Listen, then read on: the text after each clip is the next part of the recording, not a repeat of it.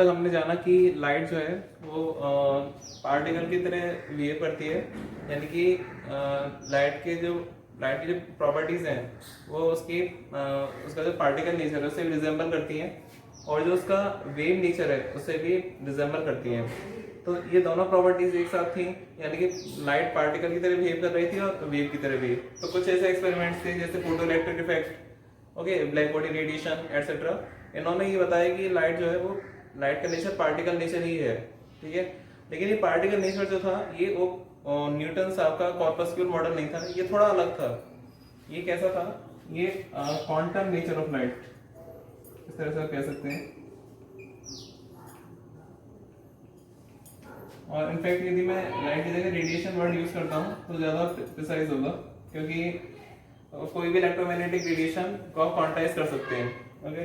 तो इसके बाद जो बहस चल रही थी कि लाइट पार्टिकल है वेव है, तो एक साइंटिस्ट आए लुइस विक्टर डी ब्रोगली, उन्होंने एक हाइपोथेसिस दी जिसे हम आज डी ब्रोगलीज हाइपोथेसिस कहते हैं या डी ब्रोगलीज रिलेशन कहते हैं जो भी। तो उन्होंने उनकी जो पीएचडी थीसिस थी 1942 में, उसमें उन्होंने इस बहस को दिया कि लाइट पार्टिकल है या वेव है, इसको मैं इन्वेस्टिगेट करता हूँ। तो उन्होंने किया और काफ़ी अच्छा शानदार रिजल्ट निकाला जो अभी तक हम यूज़ करते हैं। तो उसी के बारे में हम डिस्कस करते हैं। लुइस विक्टर डी ब्रोगली थे, उन्होंने लाइट का जो वेव नेचर है और पार्टिकल नेचर है उनको इक्वेट किया। अब कहीं किसी बुक, कुछ बुक्स में ऐसा लिखा रहता है कि उन्होंने ये लाइट के लिए किया था, और E इक्वल टू mc² और E इक्वल टू hc/λ, इन दोनों को उन्होंने इक्वेट किया था लाइट के लिए। तो लाइट के लिए तो अब यदि इन दोनों को इक्वेट करते हैं तो सही रिजल्ट निकल जाएगा। लेकिन यदि आप इन्हें किसी और पार्टिकल के लिए इक्वेट करते हैं तो ये गलत होगा, क्योंकि किसी भी पार्टिकल यदि आप किसी और पार्टिकल के लिए लगाते हैं इसे जिसकी स्पीड लाइट की स्पीड के बराबर नहीं है, तो यहाँ पे ये c² नहीं होता, ये कुछ अलग टर्म होता है, ठीक है। तो ये इस तरह से नहीं होगा। तो ये सिर्फ किसी भी जनरल पार्टिकल के लिए आप इक्वेट नहीं कर सकते इन दो इक्वेशंस को। सबसे पहली बात तो ये जो इक्वेशन लिखी गई है लाइट यानी फोटोन के लिए लिखी गई है, तो हम इसे किसी भी जनरल पार्टिकल के लिए इक्वेट नहीं कर सकते, क्योंकि किसी भी जनरल पार्टिकल की जो स्पीड है वो स्पीड ऑफ लाइट के इक्वल नहीं हो सकती। तो ये पहला एजम्पशन था कि मतलब ये स्पेशल थ्योरी ऑफ रिलेटिविटी का एक रिजल्ट था कि कोई भी पार्टिकल जो है जिसका कोई मास है वो स्पीड ऑफ लाइट के उसकी speed maximum speed of light के बराबर नहीं हो सकती। तो इसलिए हम किसी भी जनरल पार्टिकल के लिए इक्वल टू mc² और hc/λ को इक्वेट नहीं कर सकते, ठीक है। तो जो करते हैं वो गलत है। तो एक जो उन्होंने रिजल्ट डिराइव किया डी ब्रोगली साहब ने, वो ये किया कि lambda equal to h/p wavelength associated with any particle is equal to h divided by its momentum, जो p है वो है मोमेंटम ऑफ पार्टिकल।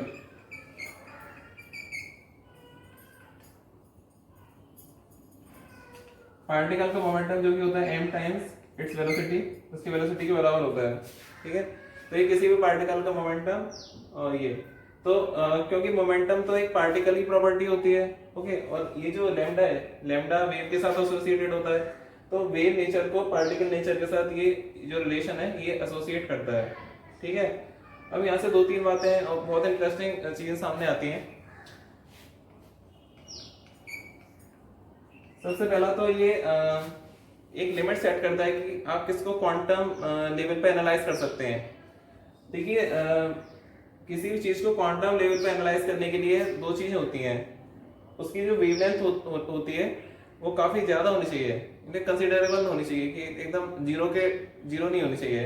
अब जैसे हम अपनी बात करें तो हमारा वेट लगभग 55 kgs, यदि अपने वेट की बात करूँ तो मेरा वजन 55 किलो, और यदि मैं भाग रहा हूँ, यदि मैं 10 मीटर पर सेकंड की स्पीड से भाग रहा हूँ और ये मेरा वजन 55, तो मान लीजिए 10 किलोमीटर पर आवर की स्पीड से भाग रहा हूँ, और यदि हम इसे कैलकुलेट करेंगे तो ये जो नीचे की क्वांटिटी है ये 100 से भी ज़्यादा है, ठीक है, 550 के आसपास, और ये h 6.26 × 10⁻34। तो जो वेवलेंथ आएगी वो काफ़ी कम आएगी, 10⁻36 से भी कम। तो ऐसी वेवलेंथ बहुत नेग्लिजिबल है। तो ये जो क्वांटम इफेक्ट्स हैं वो इस लेवल पर डोमिनेट नहीं करेंगे। हाँ, लेकिन यदि आप एक इलेक्ट्रॉन को लेते हैं, कोई ऐसा सबएटॉमिक पार्टिकल लेते हैं या कोई और पार्टिकल लेते हैं जिसका मास बहुत कम है और वेलोसिटी भी कम है, मतलब वेलोसिटी उतनी ज्यादा नहीं है, बेसिकली यहाँ पे यदि मास कम होगा तो ऊपर वाली ये जो क्वांटिटी है डिवाइड करके कम हो जाएगी।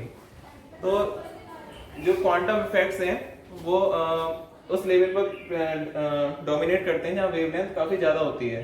ओके, अब कितनी ज्यादा, ये कोई लिमिट नहीं है कि कितनी ज्यादा होती है कितनी कम होती है। जैसे कि हम ये नहीं बताते कि किस साइज पर जाकर क्वांटम इफेक्ट्स आने स्टार्ट हो जाते हैं, कोई एक फिक्स साइज नहीं है, एक ये कंपैरिजन है एक तरह का। ओके, तो ये इतना।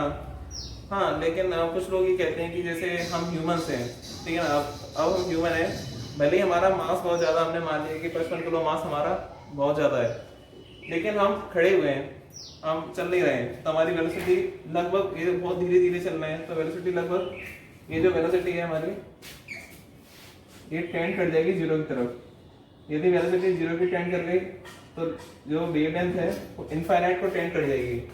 तो क्या ऐसा हो सकता है कि हम ह्यूमंस, जो हम इंसान हैं, उनकी वेलोसिटी भी, उनकी जो वेवलेंथ है वो भी उतनी हो जाए जितनी कि एक इलेक्ट्रॉन की नहीं हो सकती?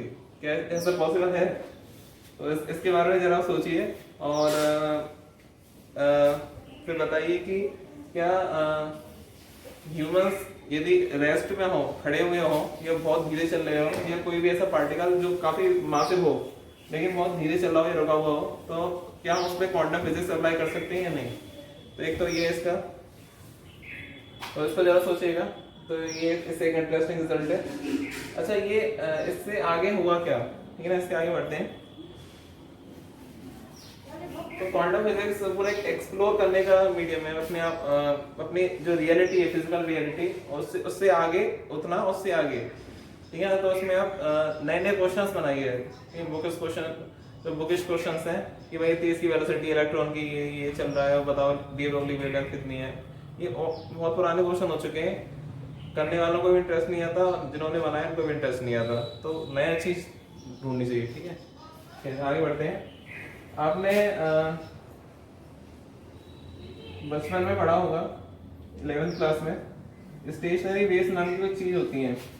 ये क्या होती है स्टेशनरी वेव्स, और किस तरह से ये इससे रिलेटेड है, किससे? डी ब्रोगलीज हाइपोथेसिस से, वो हम देखते हैं। जैसे कि आपको पता होगा कि जब जो स्टेशनरी वेव्स होती हैं वो कैसे बनती हैं। हम स्टेशनरी वेव्स की चर्चा हम इस चैप्टर में कर क्यों रहे हैं, ठीक है। तो आपको समझ में आएगा कि इसी का एनालॉगस, बिल्कुल इसी कॉन्सेप्ट का एनालॉगस डी ब्रोगली ने यूज किया था। तो उन्होंने क्या डिराइव किया था कि जो वेवलेंथ होती है, ठीक है, चलिए उसके बारे में चर्चा करेंगे। पहले हम ये देखते हैं कि स्टेशनरी वेव्स किस तरह से बनती हैं। तो एक मेरे पास ये इलास्टिक है और दूसरे एंड से दूसरे एंड पर ये बलजीत पकड़ रखी है। अब मैं इसे हल्का सा इसमें वाइब्रेशन देता हूँ, तो आप देख सकते हैं कि ये जो इसमें वाइब्रेशन हो रही है, जो वेव बन रही है, ये फर्स्ट हार्मोनिक है, ठीक है। यदि इसकी फ्रीक्वेंसी हम बढ़ा देते हैं थोड़ी सी, तो इसमें सेकंड हार्मोनिक बननी स्टार्ट हो जाती है, जिसमें बीच में इधर लगभग इधर एक एंटी नोड है और दोनों तरफ नोड्स हैं। तो दोबारा इसको बनाने की कोशिश करते हैं। देख सकते हैं लगभग अप्रोक्सीमेटली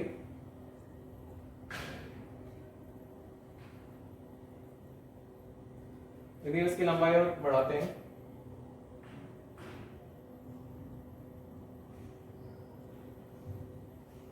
ठीक है, तो लगभग ये जो समय आप दो नोड्स देख सकते हैं, बीच में एक एंटी नोड, तो ये सेकंड हार्मोनिक है, ठीक है। इस मोड ऑफ वाइब्रेशन को हम कहते हैं सेकंड हार्मोनिक या फर्स्ट ओवरटोन।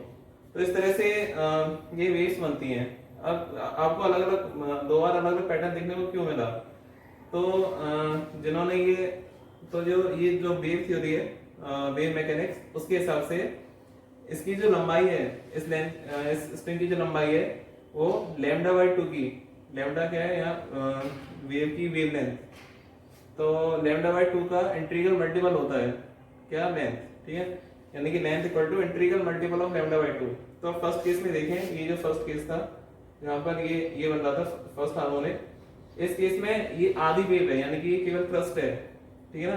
तो क्रेस्ट आधा है मतलब आधी वेव है, तो इस केस में केवल λ/2 ही प्रेजेंट होगा, यानी कि जो यहाँ से लेकर वहां तक की लेंथ है वो λ/2 के बराबर होगी। अब यदि हम इसमें फर्स्ट ओवरटोन बनाते हैं, यानी कि ये सेकंड हार्मोनिक, इस केस में क्या हुआ, देखिए ऊपर से वेव जा रही है नीचे इस तरह से, और नीचे से ऊपर इस तरह से, तो दोनों एम्पलीट्यूड यहाँ पे ऐड हो रहे हैं, इधर ऐड हो रहे हैं और इधर कैंसिल हो रहे हैं, ठीक है। तो इस केस में क्या है कि ये पूरी वेव बन रही है, यानी कि जो इसकी लंबाई होगी वो λ/2 का डबल होगी, ठीक है। तो ये देखिए यहाँ तक, तो आप यदि इसे कंसीडर करें इसको, तो ये λ/2 और ये λ/2, ठीक है। तो इसकी जो लंबाई है वो इस जो वेव बन रही है उसकी वेव लेंथ के बराबर है। तो ये कॉन्सेप्ट डी ब्रोगली ने यूज किया। तो उन्होंने कहा कि मान लीजिए कि ये यहाँ से लेकर वहां तक एक सर्कुलर ऑर्बिट, ठीक है, जिसमें इलेक्ट्रॉन रिवॉल्व कर रहा है, उसकी लंबाई के बराबर है ये यहाँ से वहां तक, यानी कि 2πr के बराबर है, ठीक है। r उस ऑर्बिट की रेडियस है जिसमें सर्कल रिवॉल्व कर रहा है।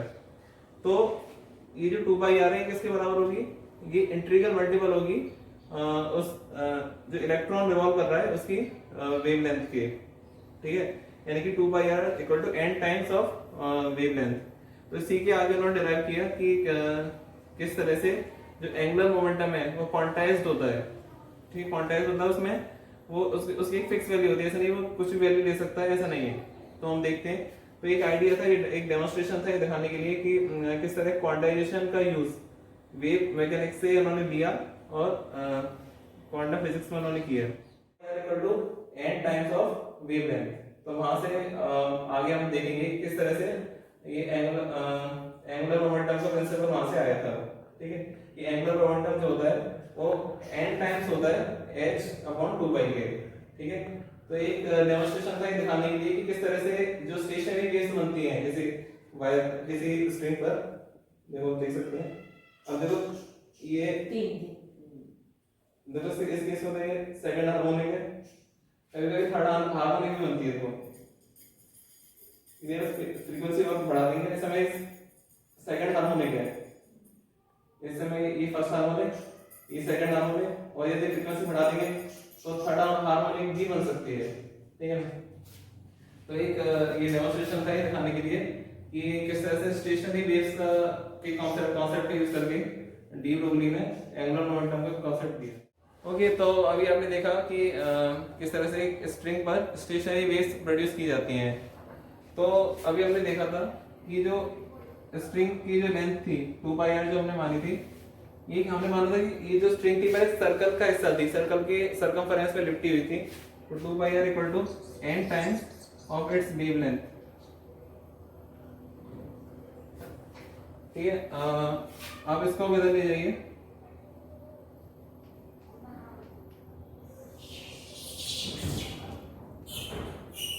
ये देखिए ये है एंगुलर मोमेंटम,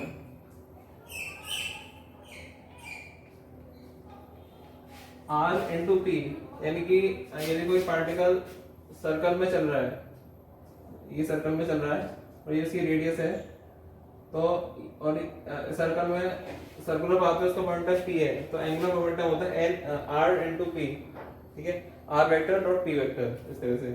तो ये होता है ये किसके बराबर है, n h और बाय 2π, यानी कि जो एंगुलर मोमेंटम है किसी भी इलेक्ट्रॉन का किसी भी ऑर्बिट में, बोर्स ऑर्बिट, ये जो मॉडल है ये बोर्स ऑर्बिट बोर्स मॉडल पर बेस्ड है, ये जो सब है ये बोर्स मॉडल पर बेस्ड है, ठीक है।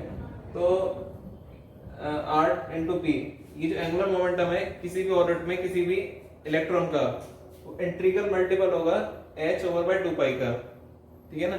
ये क्वांटिटी है h/2π, इसका इंटीग्रल मल्टीपल होगा किसी भी ऑर्बिट में एंगुलर मोमेंटम। तो इस तरह से ये होता है। तो आपने देखा कि किस तरह से ये एक काफी इंटरेस्टिंग फील्ड भी है। तो आज के लेक्चर में हम यहीं तक पढ़ेंगे, इसके बाद हम कल कंटिन्यू करेंगे। तो किस तरह आपने देखा किस तरह से ये काफी इंटरेस्टिंग फील्ड है पूरा, काफी सारे क्लासिकल फिनोमेनन को ट्रांसफर किया जाता है क्वांटम फिनोमेनन में, और उनमें से मतलब क्वांटम फिजिक्स आप मानिए कि अंदर से निकल के कहीं आई है, ठीक है ना। मतलब कुछ ऐसे फिनोमेनन थे जो जिनमें काफी ऐसा था जो अनऑब्जर्व था, जो ऑब्जर्व नहीं किया गया था, उसके बाद में ऑब्जर्व किया गया कुछ ऐसे एक्सपेरिमेंट्स जिन्हें एक्सप्लेन नहीं किया जा सका था, उन्हें बाद में डिराइव किया गया। तो एक डिस्क्रीट नेचर, एनर्जी का डिस्क्रीट नेचर, ये क्वांटम फिजिक्स ने प्रपोज किया। तो मुझे उम्मीद है कि जो भी मैंने बताया वो थोड़ा बहुत आपको समझ में आया होगा। इससे रिलेटेड जो भी आपके डाउट्स हैं मुझसे जरूर पूछिएगा, मुझे खुशी होगी बताने में। आज के लिए इतना ही, आगे कंटिन्यू करेंगे।